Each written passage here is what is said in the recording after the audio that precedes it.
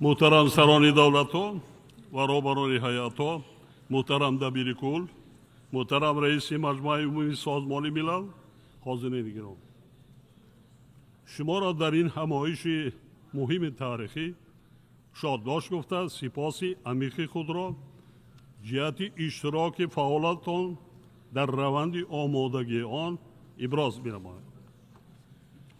بسا رمزی است که همایش مذکور بر روز جهانی آب و جشن بین المللی نوروز راست می‌آید. همه شما را به این مناسبت صدقاً تبریک می‌گویم. مورد ذکر است که تاجیکستان طی زیاده از 12 ساله مسائل مربوط به آب را در روزنامه جهانی رشد پیش می‌برد. با ابتکار جانب ما مجمع عمومی سازمان ملل متحد آید به مسائل آب 9 خطنامه قبول نموده است و تطبیق آنها برای رسیدن به هدف‌های گلوبالی هم آهنگ شده در ساحه آب زمینه سازوار گذاشتند.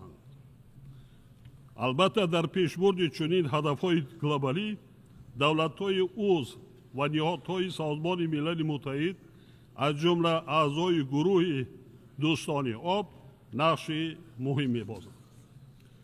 با استفاده از فرصت می‌خواستم به همه آنها برای تلاش‌های پیوسته و فعالشان در این سمت اظهار مینت‌داری نمایم.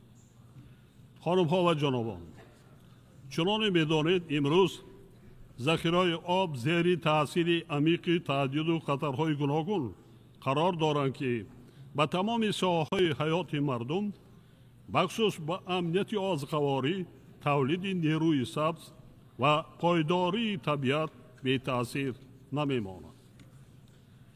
در این ردیف تغییریابی اقلیم نیز همچون عامل تأثیررسان و ذخیره‌های آبی آشامیدنی در محور توجه ما قرار دارد. آبشوی با سرعت پیرک‌ها چه در ارکتیکا و انتارکتیدا و چه در قطعه‌های کانتیننتالی سیاره نمونه واضحی این ظهورات می‌باشد. از طرف دیگر افزایش با سرعت شماره اهالی جهان به زیادشوی طلبات به آب آورده می‌رساند. این دو عامل باعث آن گردید که در 5-10 ساله آخر نشاندهنده‌های تأمین آب به هر سر اهالی در جهان قریب 2.5 برابر و در منطقه‌های علاهده عالم از جمله آسیای مرکزی زیاده از 4 برابر پس شده است. گذشته از این تغییریابی اقلیم سببی افزایش بی‌سابقه آفت‌های طبیعی مربوط به آب گردیده ایستاده است. همه ما سال گذشته و زمستان سال جاری شاهد خشکسالی و آبخیزی‌های بی‌سابقه بودیم که با مقیاس بزرگ و فراگیری جغرافی بار دیگر همبستگی زیچ آب و اقلیم را ثابت نمودند. تاجیکستان نیز همه ساله از آفت‌های طبیعی مربوط به آب خسارات زیادی مالی و جانی می‌بیند. این حالت با تلاش‌های ما برای رسیدن به هدف‌های رشد استوار مانع جدی ایجاد می‌نماید. تا هنوز 2 میلیارد نفر اهالی سیاره با آبی آشامیدنی بی خطر و زیاده از 3.5 میلیارد به شرایط نسبتاً خوب بهداشتی دسترسی ندارند. همه ساله قریب 5 میلیون آدم از بیماری‌های سرایتی مربوط به آب به هلاکت می‌رسند. متأسفانه این و دیگر دلیل و رقم‌ها از ناکفایه بودن عمل‌های جامعه جهانی جهت حل مشکلات موجوده درک می‌دهند.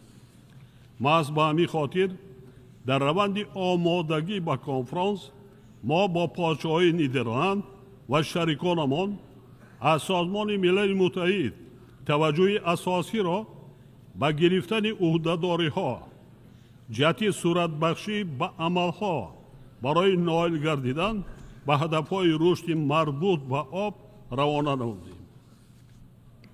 وابسته به این در دایره کنفرانس دویم دوشنبه آید به 10 ساله آب که در روند آمادگی به کنفرانس امروزه نقش کلیدی داشت ما روزنامه عمل آب را معرفی کردیم.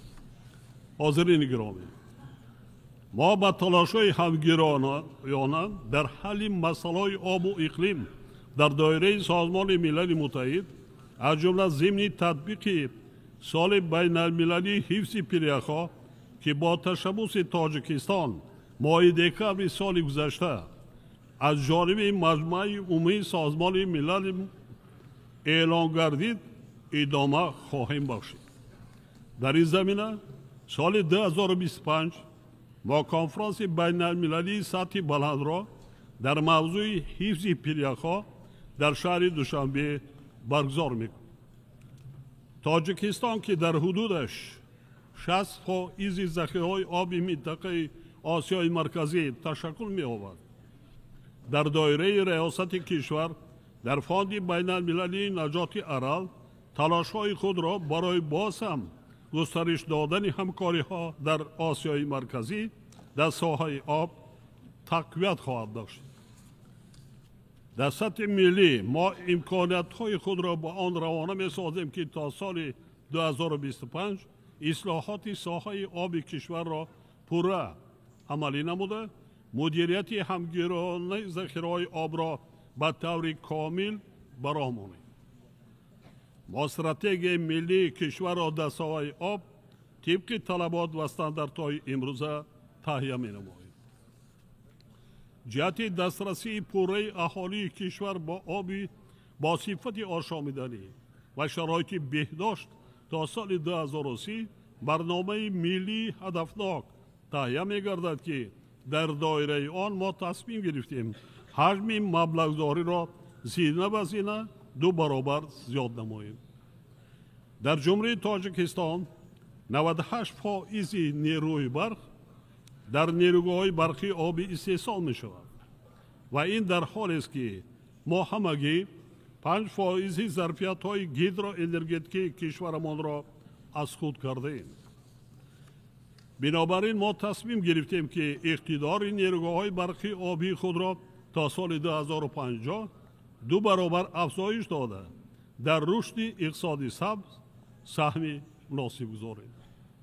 قابل ذکر است که حالا تاجیکستان از روی حصه استحصال نیروی برق از ذخیره‌های برقرار شونده آبی یعنی تولید انرژی سبز در جهان در مقام 6 قرار دارد.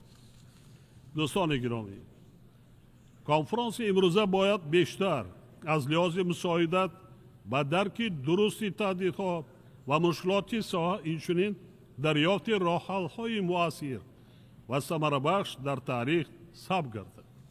در این جهت کوشش‌های مشترک باید به نتیجه گیری‌های مشخص و پیگیری منبع سازش‌های به دست آمده روانه کرده شوند تا انتظارهای جامعه جهانی از این روند به طور شایسته عملی گردند.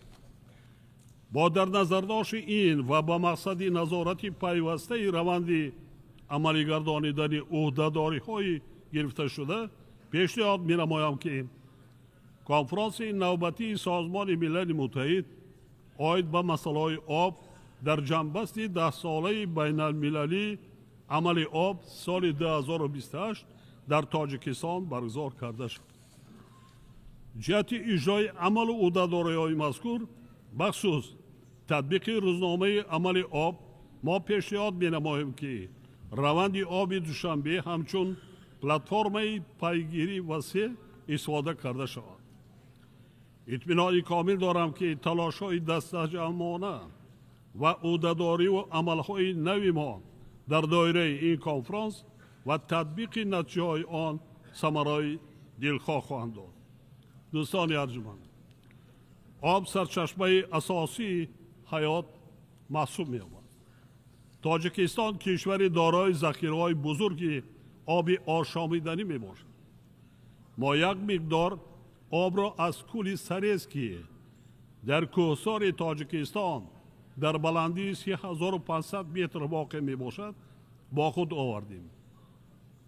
سرس واقعا چون نمونه نادری ذخیره‌های آبی پاک و مصفا که از پیریخ‌ها و کلاه‌های برفپوشی وطن ما سرچشمه می‌گیرد، می‌تواند سالهای طولانی مردم منطقه آسیای مرکزی را با آب آشامیدنی با صفت تأمین نماید. دبیر کلی سازمان ملل متحد جناب گوترش و شاید بعضی از حاضرین گرامی ضمن سفر به تاجیکستان از این کل و پیریخ‌های ما دیدن کردند. به همگان معلوم است که زیر تاثیر تغییر آبی اقلیم و دیگر روندهای گلوبالی سرچشمه‌های آب آشامیدنی سال از سال کاهش می‌یابند. برای مثال از 14,000 پیریخ تاجیکستان در چند ده ساله آخر 1000 تایش پوره از بین رفته است. بنابراین پیشنهاد میکنیم که برای حفظ و ثمرناک استفاده بردن همه سرچشمه‌های آب آشامیدنی برنامه‌های مشخص ملی، منطقوی و بین المللی تهیه و تطبیق کرده شوند. پیگیری این اقدام البته با عهده‌داری‌های ما در تطبیق روزنامه جهانی اقلیم هم آهنگ بوده همکاری‌های سودمند را با تمام شریکان تقاضا می‌نماید. در ضمن باید مکانیزم‌های با اعتماد معاصر برای تأمین آب و مدیریت ثمرناک مسائل مربوط به آب تهیه و راه‌اندازی گردند. امید دارم که با سعی و تلاش‌های مشترک ما به هدف‌های موافقه شده بین المللی مربوط به آب نائل خواهیم شد. از توجهتان سپاسگزارم و برای نتیجه بخش انجام دادن همایش امروزمان برای کار می‌خواهم. تشکر زیاد برای دقت.